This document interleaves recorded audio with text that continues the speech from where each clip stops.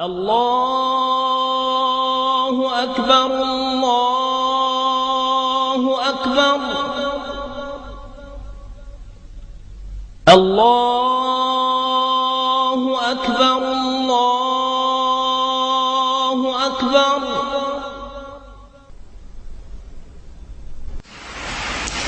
I wish to say finally, as I've said many times before, that this is not a war with Islam. It angers me, as it angers the vast majority of Muslims, to hear bin Laden and his associates described as Islamic terrorists. They are terrorists, pure and simple. Islam is a peaceful and tolerant religion, and the acts of these people are wholly contrary to the teachings of the Quran.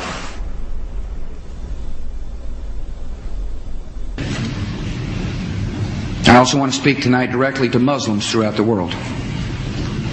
We respect your faith.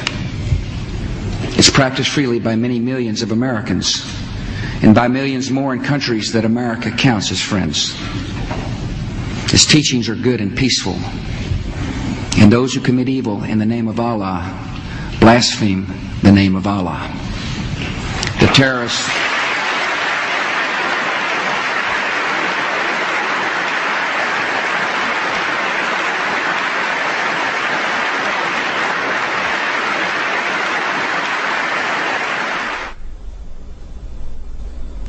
I want you to understand, I want the world to understand that our actions today were not aimed against Islam. The faith of hundreds of millions of good, peace-loving people all around the world, including the United States. No religion condones the murder of innocent men, women, and children. But our actions were aimed at fanatics and killers who wrap murder in the cloak of righteousness, and in so doing, profane the great religion in whose name they claim to act. My name is Ken Bigley from Liverpool, the Bolton district. I'm here in Iran, and I think this is possibly my last chance to speak to somebody who will listen from England. I need you to be compassionate, as you've always said you were, and help me. I don't want to die. حتى نراك طليقة مرتاحة وسنبقى نذبح الكفرة حتى نراك عدت إلى أمك وأبيك أو زوجك وبنيك والله أكبر والعزة لله. الله أكبر.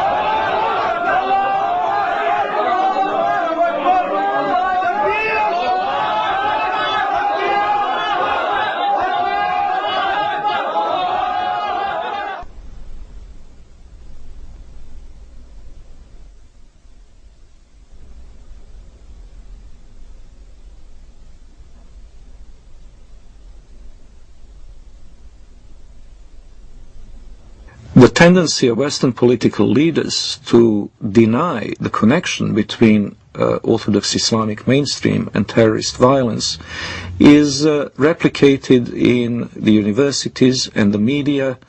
Wherever you look, both in Western Europe and in North America, the members of the elite class have this tendency to proclaim Islam, some mysterious, authentic Islam, to be peaceful and to be tolerant, and those Muslims prone to violence are proclaimed to be non-representative fringe.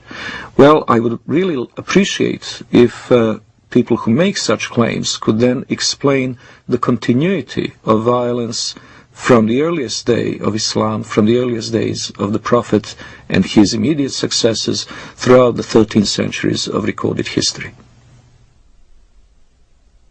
The real burning question in the world today is, does Islam and Islamic civilization actually sanction the violence that we're seeing being perpetrated in its name around the world?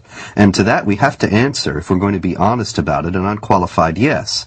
The Islamic sources, the Islamic texts, starting with the Quran, but not limited to the Quran, the Islamic texts including the Hadith, Islamic tradition, Islamic theology, Islamic law, the traditions of the interpretation of the Quran throughout history, and Islamic history itself all bear witness to the fact that Islam has a developed doctrine, theology, and law that mandates violence against unbelievers.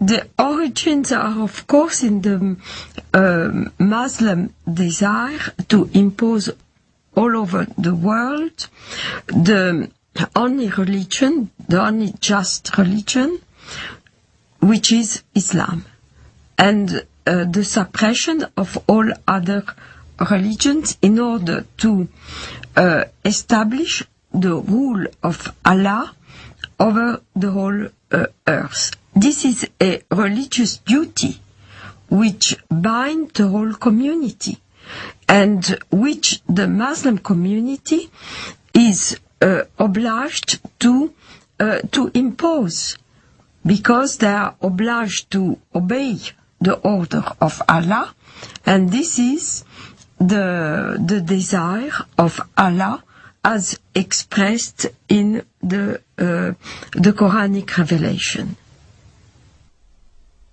I believe that those terrorists that want to do harm to others are applying the true Islam that was practiced by Muhammad and his followers in the early stage of Islam.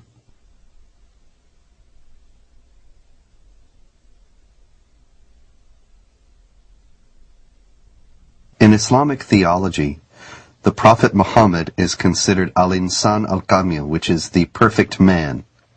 He is the model par excellence to be imitated. He is the person that the more a Muslim is like him, the better off he is.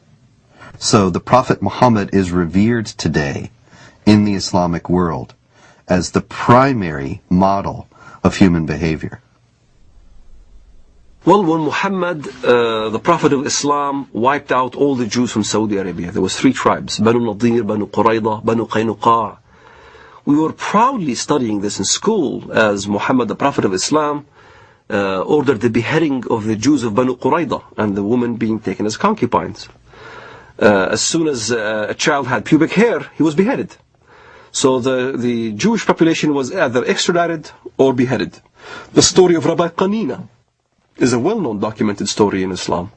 Rabbi Qanina was tortured by the order of the Prophet of Islam himself. His eyes were put out.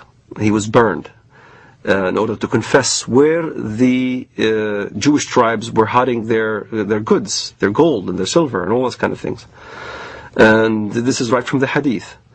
This inspired us as Palestinians, inspired us on fighting jihad against the Jews in Palestine. Authoritative Islamic History, The Life of Muhammad, Sirat Rasulullah, by Muhammad bin Ishaq, edited by Abdul Malik bin Hisham, translated by Professor Alfred Guillaume. Then the Qurayza tribe surrendered, and the apostle confined them in Medina. Then the apostle went out to the market of Medina and dug trenches in it. Then he sent for them and struck off their heads in those trenches as they were brought out to him in batches. There were 600 or 700 in all, though some put the figure as high as 800 or 900. Another example, that may be even more chilling, of the deleterious influence that Muhammad's example has upon the Islamic world was exemplified recently by an Egyptian leader of a radical Muslim party who wrote just recently that he couldn't believe that the beheadings in Iraq were being protested by Muslims.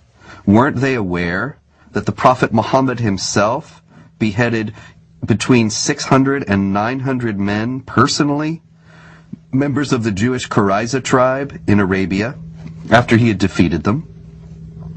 Didn't they realize that if the Prophet did it, then this was the proper way to behave? And so the mujahideen in Iraq, who are beheading people, are simply obeying the example of the Prophet.